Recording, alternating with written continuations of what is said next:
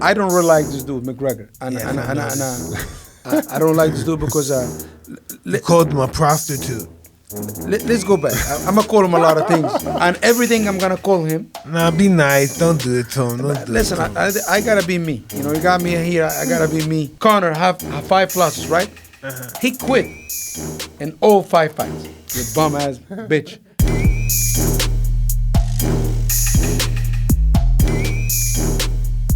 Well, welcome everybody to another edition of Hotboxin with Mike Tyson. I'm Eben Britton. And I'm Mike Tyson. Mike, we got a great guest today, man. We're gonna have so much fun. We've got Ali Abdelaziz.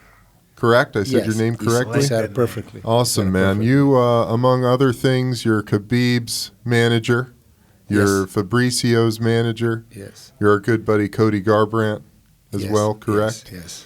And we're excited to have you here, man. Man, Thank you. It's such a huge honor because when Rob called me, he said, you know, like I met Mike a couple times and was Khabib and was Rob and stuff like that, and I never been a fanboy, like a celebrity, like movie stars, but growing up, I idolized Mike. You know, I idolized Mike growing up in Egypt. You know, Mike Tyson was the biggest thing growing up, and when first time I see Mike, I'm like a groupie, but I want to hold it together. You know, but I met so many famous people, I really don't care. You know, I just that's not who I am. You know, and when I see Mike, my hands start sweating, and after that we went to his house one day. It was Khabib.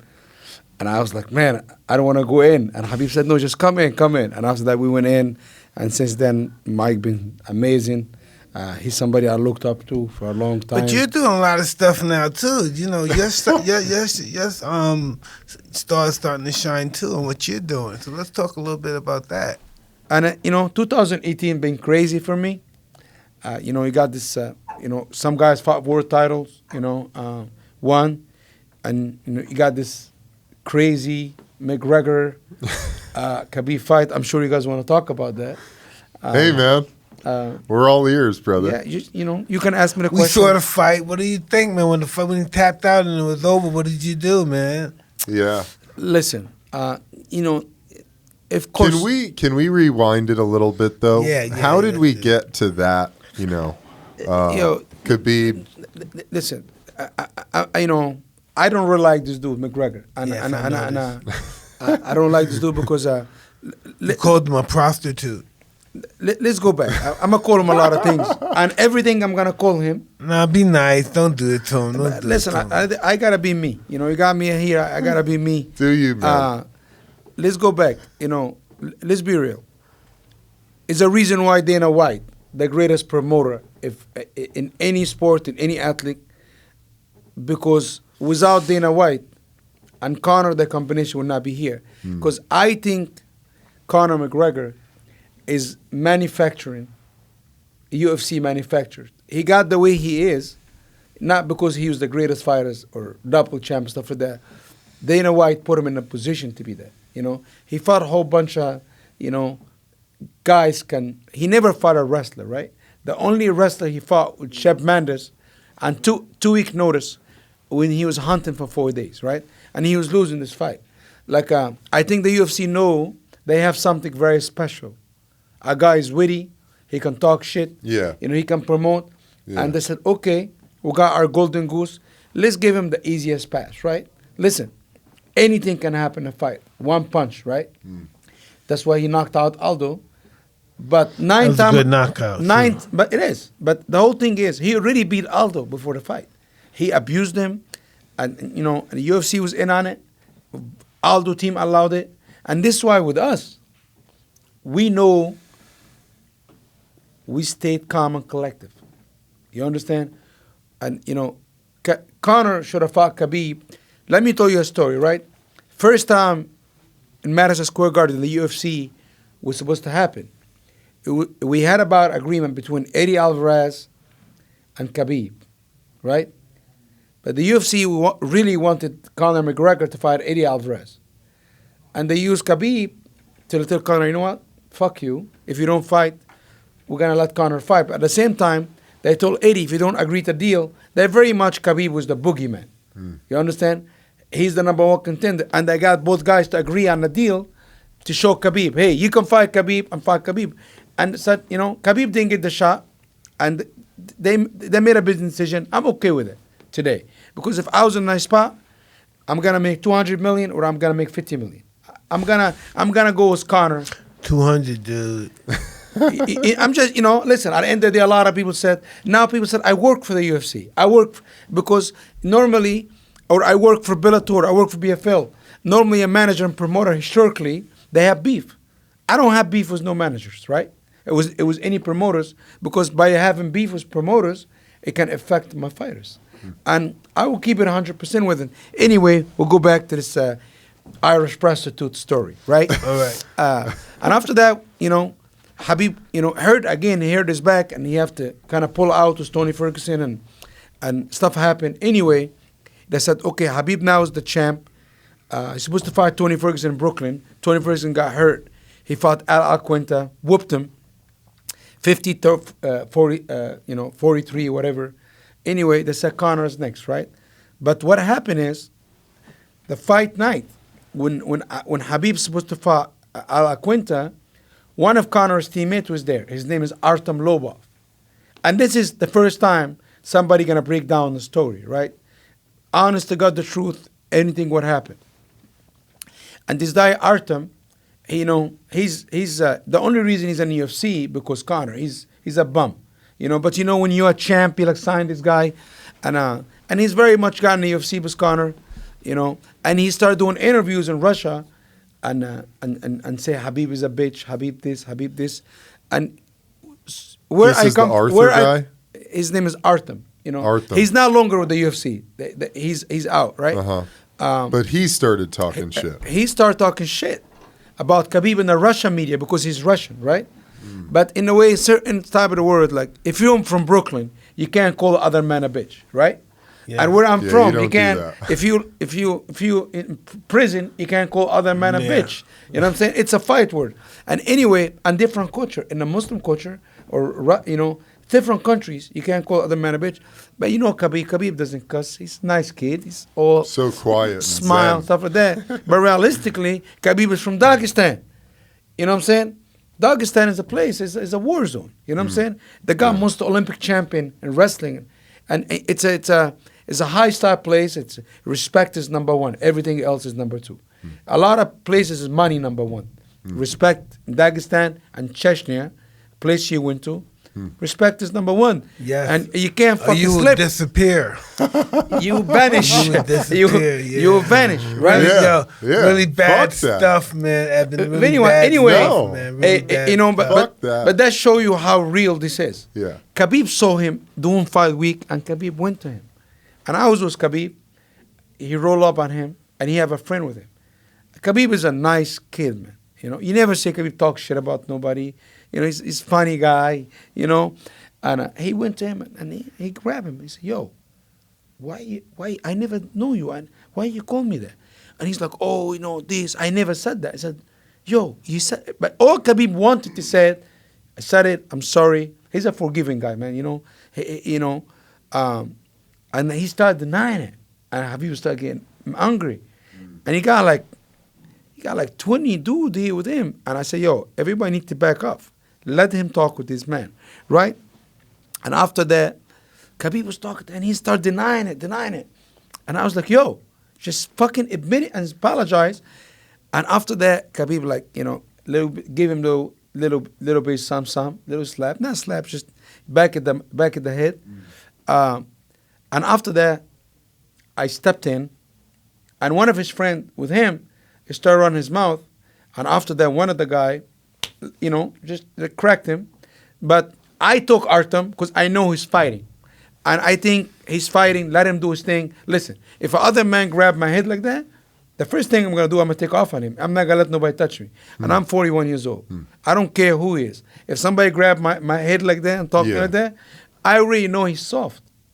And I told Khabib, hey, he's soft. Let this motherfucker go. But all these guys talking like they can blow smoke. A lot of people can blow smoke, but the question is, can he inhale the smoke? No shit, and I man. know he's a bitch. And just let him go. I took him and the video show under my wing, say, get out of here, stop, leave, whatever. We done. We're going for the media day, right? And we did the media day. Everything is okay. And we're on a bus. You know the bus answered in Brooklyn? Yeah, Barclays Center. And we in the bus, finished the media, going to make weight. And we saw a lot of people, boom, boom, boom. We thought it was like fan, and after that, like, it got like crazy. And it was a lot of girls in the bus, Khabib, me, whatever. And after that, like, we know something, right? And we saw Conor throw a dolly through the bus. I remember it was on television. Yeah. Conor threw the dolly through the bus. A dolly, like a thing you wheel like stuff around. Yeah, like a big thing. Yeah. And if you go back to the video, it was me, Ali Latifi, and it was me and Khabib, two teammates, right? And when they hit the bus, it was Rosie Mayunas and Michael Chiesa there. And they cut Michael Chiesa, right? It was bleeding. The first thing I wanted to do, I want to jump out of the bus. And Khabib was sitting smiling. He said, and I was so angry because I felt like we get ambushed by like 20, 30 guys. And I want to jump out of the bus, but Ali Latifi grabbed me. He's a light heavyweight. He grabbed me, and I really wanted to get out of the bus because I don't know, man. I don't like to be in the box and people try to kill you. You understand? And Habib said, hey, relax. I said, if gangster come, they don't bring video cameras. Because when Conor come, he brought all his crony little dude, but they have video cameras. They're all filming And he it. said, real gangster don't bring video cameras. and I was like...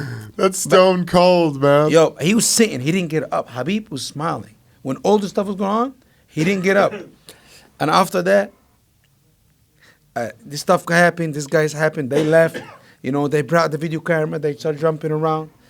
Anyway, this whole thing went on. Dana comes, says sorry, all that. And you got all this woman. It was like two women crying, tearing, hiding under the bus. Some of the UFC employee, like it was like it was like It's insanity. It's a bitch shit. If you have beef with somebody, like Khabib said, hey, send me a message, send me a location.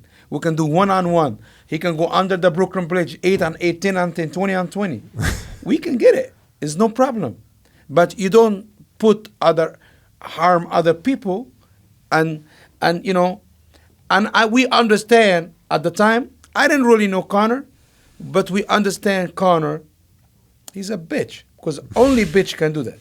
You understand? If you have beef with a man, just walk up and take off on him or whatever. But we understand the man. He want to promote himself. He want to be on TV, but he didn't understand. Irish is different rules, right? This is New York City. The NYPD will get you, punk ass. And that's what happened. He went to jail.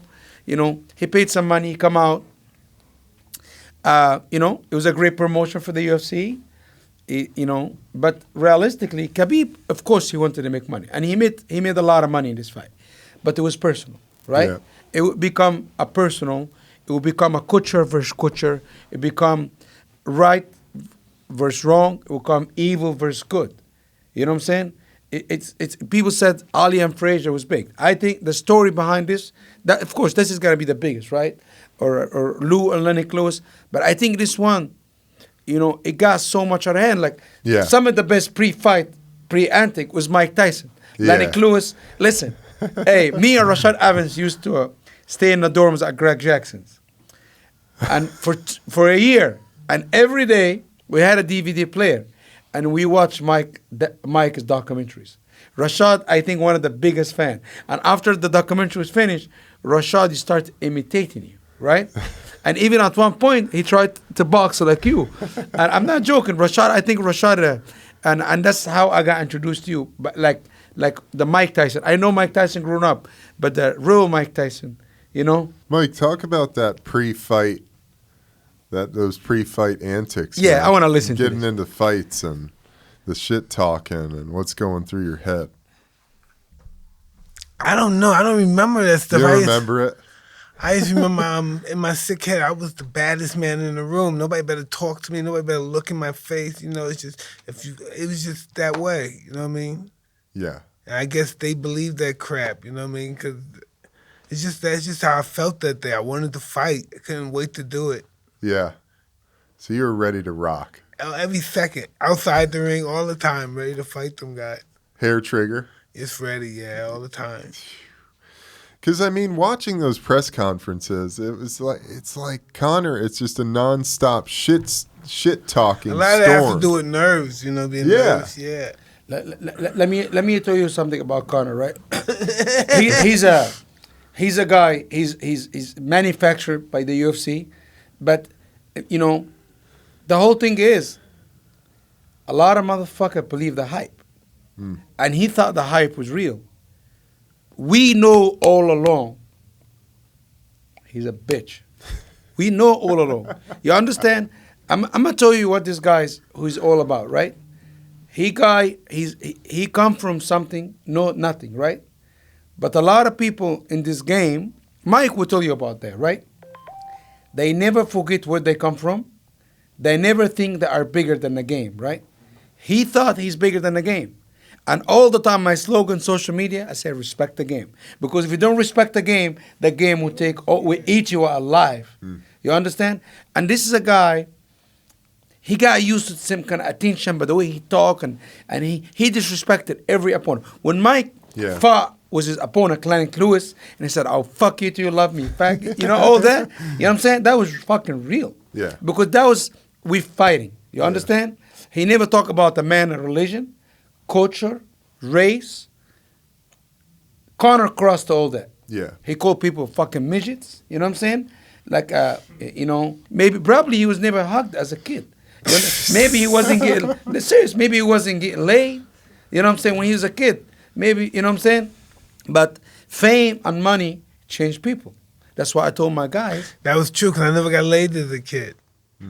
Girls didn't like me as a kid. Yeah. So I started fighting and winning fights with me on toes. I never got laid. You know, never got laid as a kid and stuff. Like he's an unsecure, uncomfortable man in his own skin, right? You understand? You understand? And and guess what? He come to America, a culture, they don't see this kind of stuff. You can't compare. Like one of the things, I love Dana White. But one of the things I was so mad, he compared Conor to Muhammad Ali. And I was like, how the fuck are you going to do that? I was angry about this. What do you think about that, Mike? Well, you can't do that stuff, you know what I mean? But Muhammad Ali was not a bitch. No way. Muhammad Ali was a real motherfucker, real life. Fight you to the end. Conor have 5 losses, right? He quit in all 5 fights. He didn't get beat. He quit. He gave up. He quit. And this is who he is. He quit.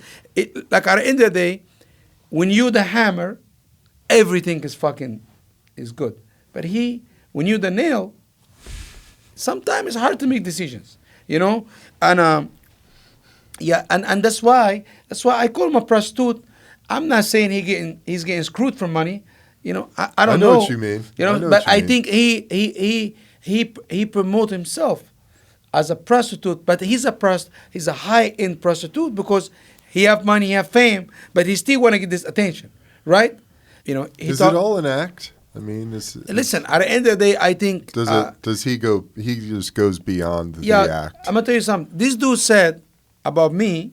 He said I was caught, and after the 911 was 5 fake passport. He said how this man inside this country, I was caught with 5 fake passport entering the countries. Is that true? And he said, fuck no. You know, listen, and he said I was a terrorist. You know what I'm saying? Listen, I'm not perfect. Is that true? Fuck no. All right. I'm not perfect, you know. I did some wrong things in life. You understand? But it's for me to know. But I'm not no fucking terrorist. I didn't get caught with passport. You know what I'm saying? But at the end of the day, let's be real.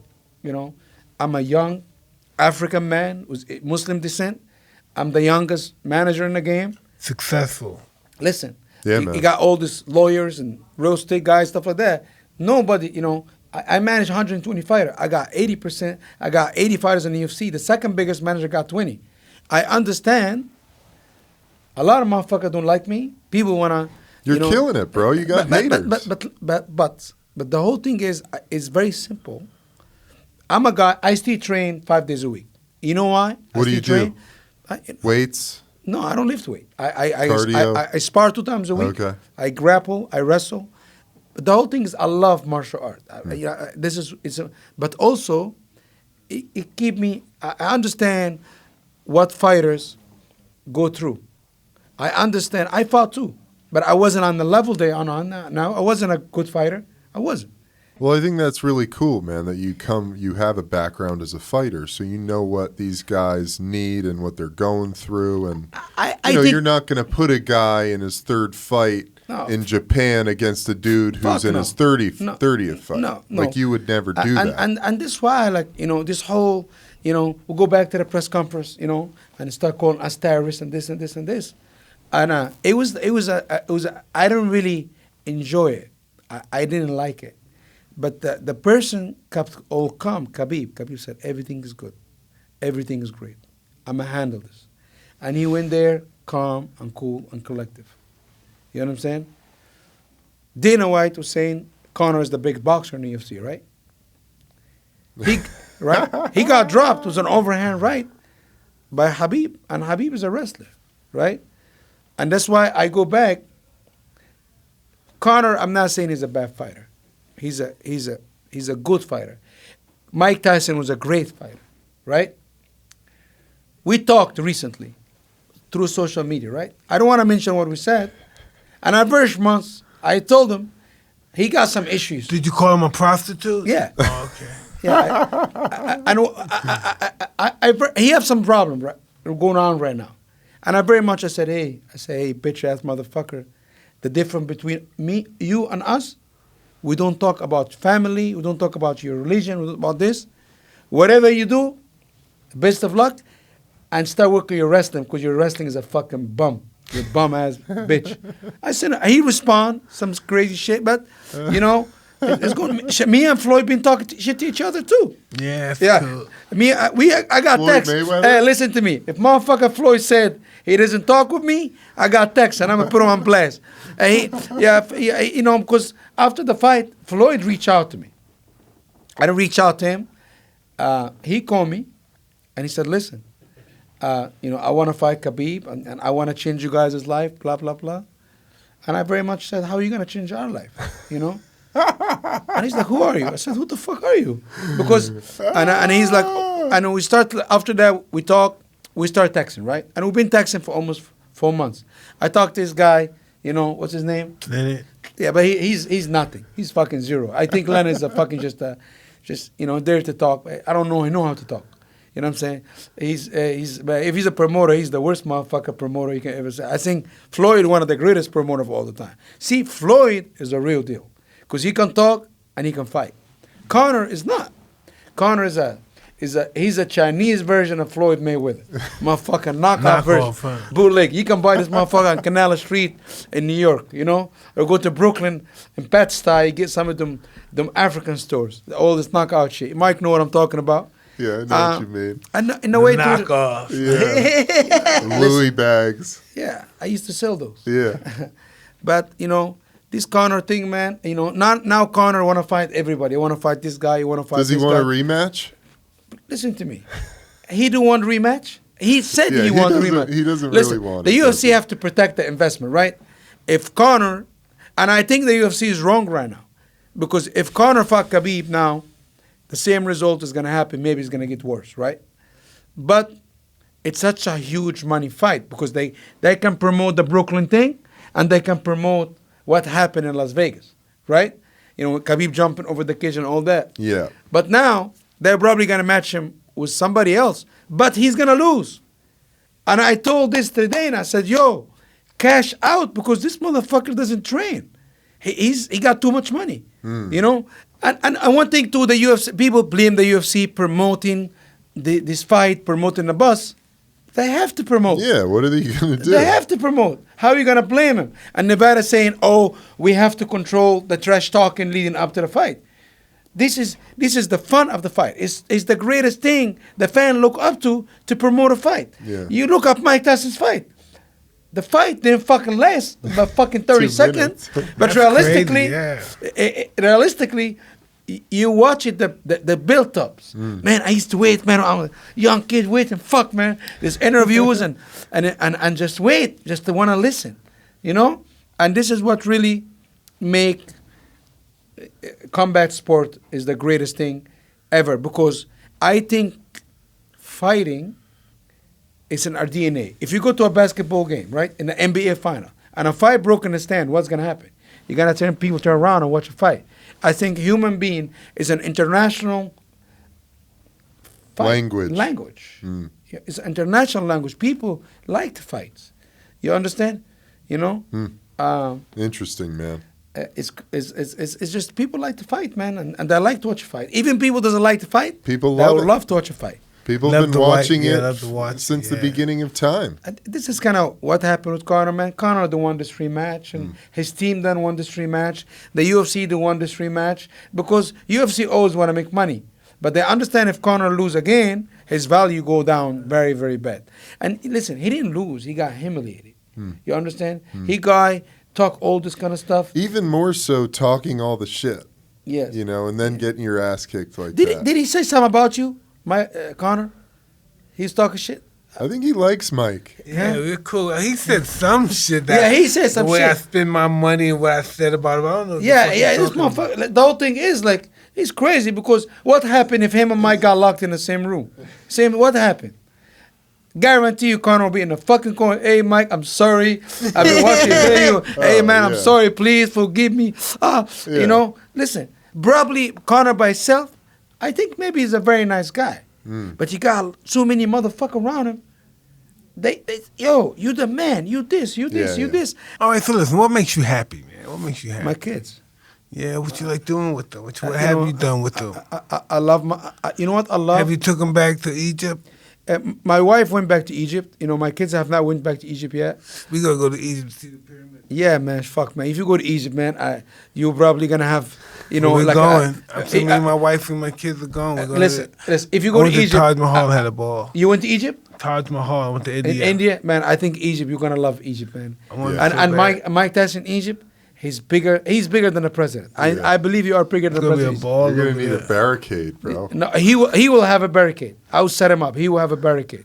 You understand, man? Like Mike has become like an international trademark brand for life. Yeah. You understand? That's why they're doing this Tyson Ranch. Yeah, people talking about this thing. Yeah, I noticed that. Oh, you heard about Tyson Ranch? I was like, yeah. And I was like, how the fuck you know? He's like, it's getting ready to blow up. Tyson Ranch is the biggest thing. You know, and you have the Mike Tyson brand behind it. And hey, Mike, inhale it, breathe it, live it, smoke it, blow it. You know, it's something organic. You know. Yeah. But you know, I don't smoke weed, but a lot of my fighters smoke weed. See, a lot of the things my fighters send them over here. I man. say, hey, listen, I'm not gonna blast them. Stuff. 90. I manage almost 120 fighters, right? 80% of my roster smoke weed. Current world champion. They smoke weed, and I said, yo, why y'all smoke? I believe it. They said, man, it make the inflammation down. Yep. It's better than drinking. It make me relax. And if I smoke, I'm held up. And they use the copper gel stuff Rob give them, and the CBD oil. Hell yeah, bro. And I was like, listen to you, dropping knowledge. No, I'm just being honest. The real knowledge. Hell yeah. And okay, if I have two choices, drinking or smoking, I said, of course, like, you know. You'd much rather him smoke. Because, listen, medically, you know, they say smoke. I don't smoke. You know what I'm saying? You know, I'm never going to smoke probably. But at the end of the day, this fighter is telling me this. And I'm talking about guys defending their titles, world class. And listen, it's crazy. One of the best condition athletes in the UFC I manage. I'm not going to mention his name. This motherfucker smoke. Fucking. A lot of weed? Every time I am around him, smoking. I was like, yo, how you fight? I love that, How you fight 5 rounds? And he said, fuck, man. I feel like I smoke weed. Yeah, feel good. It's better. Yeah. And I was like, I don't know much about it. I never been high. I feel like I'm getting high off contact now. To be honest with you, I feel like I'm lightheaded. But but you know, it's all good, man. I'm not smoking. But you know what? Honestly, what makes me happy too? My kids make me happy. My wife. And I know sometimes I'm gonna a lot. But I'm always, my kids is my life. You know, my kids is my life.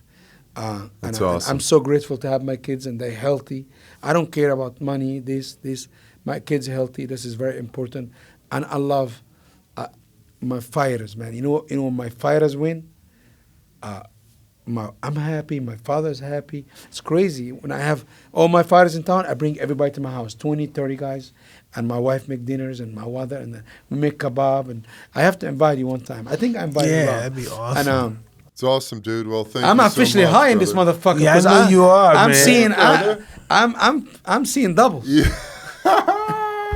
Mike, another Good great product. show, man. Good product, man. Good product. Nah, for sure, man. It's such an honor to be with you guys. For Yeah, sure. thank you, man. For sure. For sure. Mike, you want to take us out? Yeah, this is another great episode on Hotboxing.